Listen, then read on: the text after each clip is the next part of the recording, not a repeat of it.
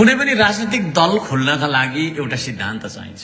राजनीतिक दलको परिभाषा हुन्छ कुनै एउटा विशेष अथवा एक खालको एउटा सिद्धान्त बोकेर देश र जनताको रक्षा र उन्नति गर्छु भन्ने मान्छेहरूको संगठनलाई, व्यवस्थित संगठनलाई पार्टी भन्छ भन्ने परिभाषा चाहिँ पार्टीको परिभाषा हो। कतिलाई त्यो पनि थाहा छैन, 25 वर्षदेखि झण्डा बोकेर हिँड्नु भएको छ।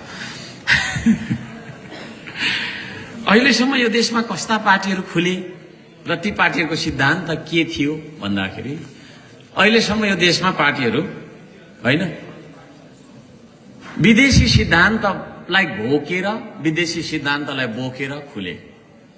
मार्क्सले आज भन्दा हैन 200 वर्ष पहिला के भन्नुभयो, जर्मनीको भूभाग, जर्मनीको परिस्थितिलाई टेकेर माओले के गर्नुभयो, लेनिनको क्रान्ति कस्तो थियो, स्टालिनले के गर्नुभयो, चे गुएभाराले के गरे भन्ने खालको कुराहरू हामीले पढेर त्यो प्रयोग यहाँ गर्न खोज्यौं।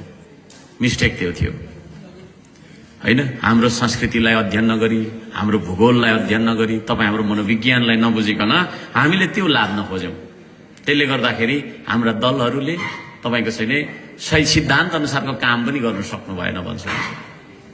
यो हर्कवाद भनेको चाहिँ के हो भन्दाखेरि, हर्क भन्ने मेरो नाम हो भने तपाईले बुझ्नुहुन्छ, ठीक छ, त्यो बुझ्दा हुन्छ, तर त्यहाँ त्यसको विश्लेषण, त्यहाँको व्याख्यामा मेरो कहीँ कतै जिकर हुँदैन। हामी हर्कवादमा के भन्छौं भन्दाखेरि हामी तीनटा कुरालाई आधार मान्छौं हाम्रो जीवनको, प्रकृति, संस्कृति र प्रविधि। राम्रो सुनौ है, प्रकृति, संस्कृति र प्रविधि। अब यो के हो फेरि सामान्य तरिकाले म बुझाउँछु।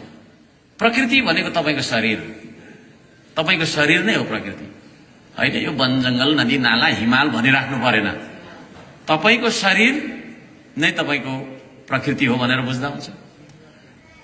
तपाईको सोचाइ नै हो संस्कृति, तपाई जे सोच्नुहुन्छ त्यही कुरा हो संस्कृति। तपाईको मनोविज्ञान नै हो संस्कृति है।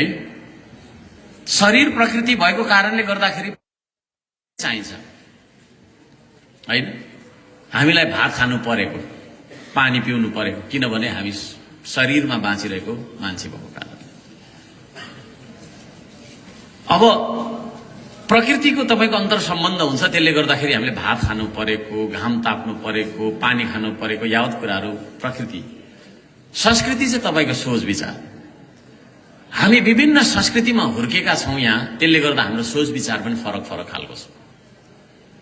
अमेरिकामा जन्मेको एउटा खैरेलाई जबरजस्ती नेपाली बनाउन सकिँदैन हामीले। पोखराको मान्छेलाई धरानको मान्छे